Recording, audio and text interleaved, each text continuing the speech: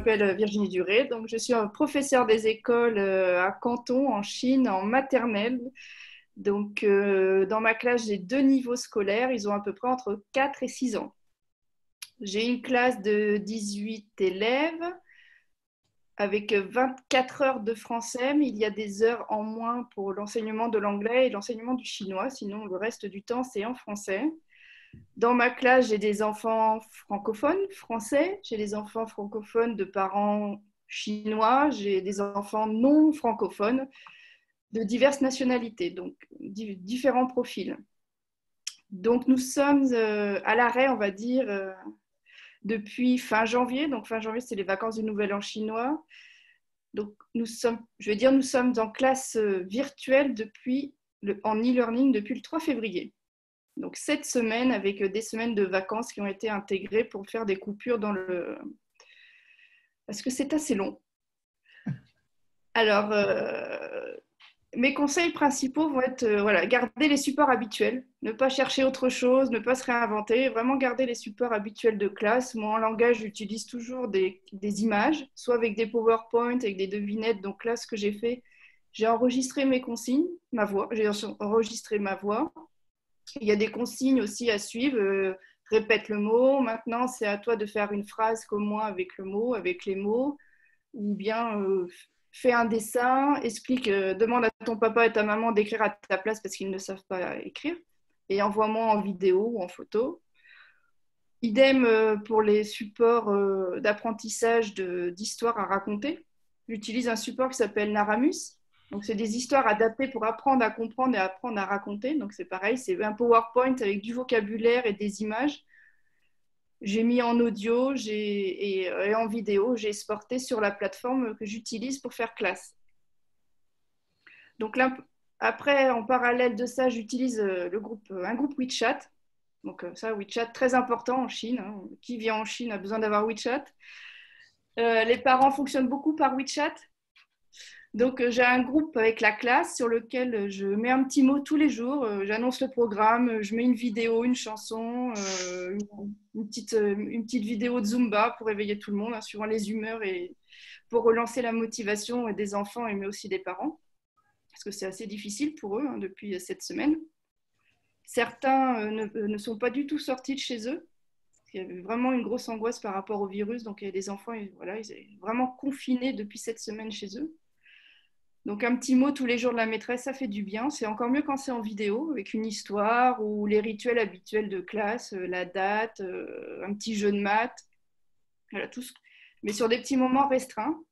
Et en parallèle, depuis 2 semaines, on a développé Zoom. Donc, il faut se partager avec les profs d'anglais et chinois.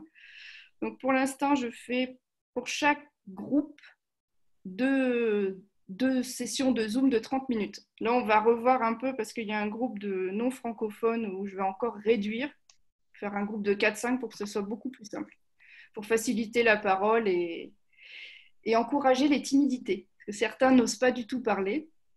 Un point important, on a instauré des règles de classe Zoom, parce que la première classe Zoom, c'était tout simplement l'enfer avec 18 enfants qui sont avec des parents. Donc, on a eu le droit au papa, à la maman, au petit frère, au grand frère, à la grande sœur, à l'AI, aux parents qui parlent chinois ou bien cantonais derrière, qui répondent au téléphone. Donc, c'était tout simplement insupportable. Donc, on a instauré des règles et qu'on a envoyées aux parents dans toutes les langues. Donc, on essaye de faire appliquer, sinon, c'est pas possible. Et on a demandé aux parents de rester présents avec leurs enfants parce que sinon, les enfants partent. Bon, ils font le tour de la maison, ils crient ou voilà, ils vont faire autre chose, ils ne restent pas devant l'écran, c'est assez compliqué pour les petits. Et le point important, à chaque rendu de travail, que ce soit un petit dessin, féliciter l'enfant, l'encourager, lui dire que c'est très bien, voilà, toujours féliciter. Donc, j'utilise Sisso. Alors, j'utilise depuis 2 ans. Sisso, c'est un journal de classe, un portfolio. Et maintenant, je l'utilise la version classe virtuelle.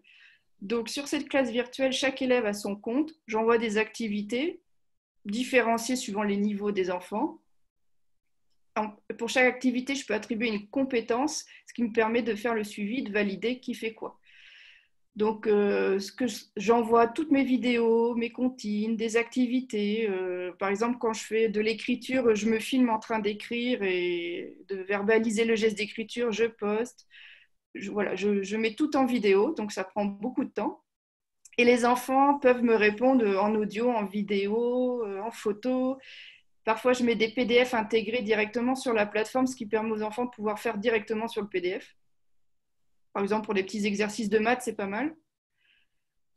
Ensuite, donc Zoom, ben, vous connaissez, on en a déjà parlé. J'utilise aussi Learning Apps. C'est un petit, voilà, pour faire, on peut créer des petites applications. C'est très ludique. Je les utilise pour faire la phonologie. J'utilise des alphas. Donc les enfants, genre créer des petits jeux. Les enfants peuvent eux-mêmes créer des apps. C'est vraiment très simple. Ensuite, j'ai mis en place une autre plateforme. Ça s'appelle Lalilo. C'est plus pour les élèves qui commencent à entrer dans l'apprentissage des sons et de la lecture. C'est un programme individualisé, c'est pas mal. Et donc WeChat. Donc ça, WeChat, l'incontournable en Chine. Est-ce que tu peux juste nous dire pourquoi tu as choisi Zoom plutôt que tout un tas d'autres systèmes qui existent? Alors, on a choisi Zoom parce que c'est gratuit. Voilà. Mais Zoom, en fait, c'est notre complément à nous pour garder un lien visuel avec les enfants et renouer avec la classe. En fait, le plus gros de l'apprentissage, c'est par Siso et par WeChat. Le Zoom, là, c'est 2 fois 30 minutes par semaine, donc c'est très peu. Hein. Ouais. Et c'est vraiment pour maintenir un lien. Par exemple, je demande aux élèves, je leur lance des petits défis.